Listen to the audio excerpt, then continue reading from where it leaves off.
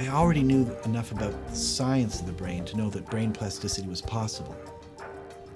But then I had the extraordinary good luck to meet an amazing neuroplastician, Barbara Arrowsmith-Young, who, as it happened, was living in our backyard, as it were, in Toronto.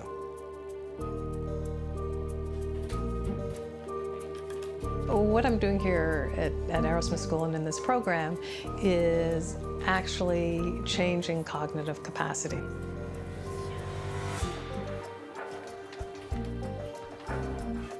The students that I work with are predominantly students with learning disabilities. Would that be 10 minutes before, or would that be now? We're really walking into the territory of their weaknesses. We're going in and targeting the area of difficulty. And do you know why you use the eye patch? No. Because this eye right here talks to this brain area over here.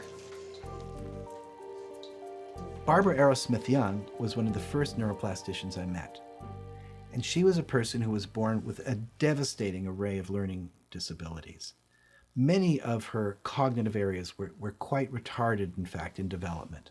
She had trouble speaking clearly. She didn't know where her limbs were in space.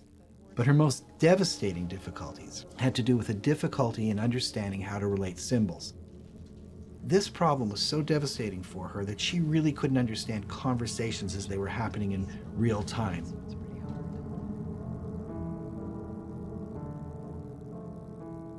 Growing up, I felt very stupid. My teacher told my parents that I had a mental block and that I wouldn't learn the way other children do, and that I would have a struggle in school throughout my schooling. And being very, very literal, I actually thought that I had a wooden cube in my head that was making learning difficult. I developed all sorts of coping strategies to try to cover up. Okay, fabulous, you got it, okay. One day, one of her very close friends and a fellow student gave her a book by Alexander Luria called A Man with a Shattered World. And it described a person who had deficits that were very much like what Barbara suffered from.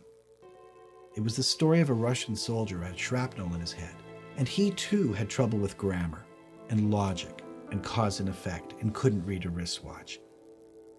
He talked about the person that couldn't tell time, couldn't understand concepts, the person that really felt that they were not able to process or understand information in real time.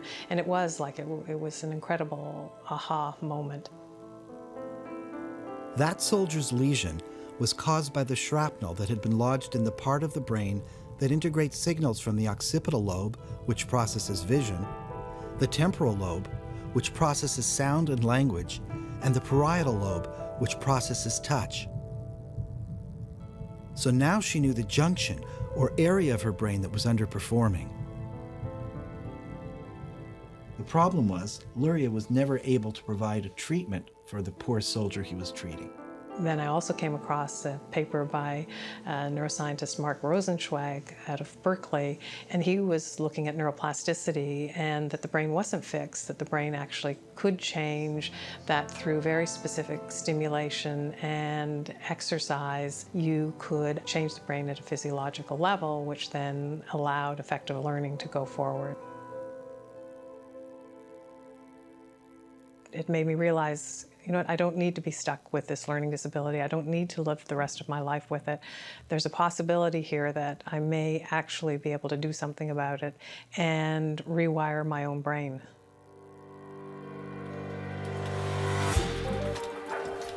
Because she couldn't read clocks, what she did for her first exercise was very simple and elegant.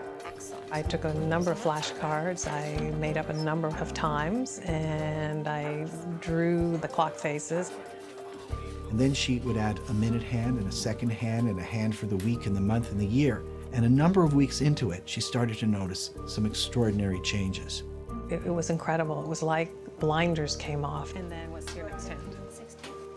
Okay. Just by these incremental exercises, she was building up new connections in those processing areas so that they could start to function eventually at an average level and then at an above average level. What I believe this work does through specific cognitive exercises is actually stimulate the function of the underlying brain area to change it, to rewire it, to strengthen it, to improve it, and they can walk out of this program and never have to look back.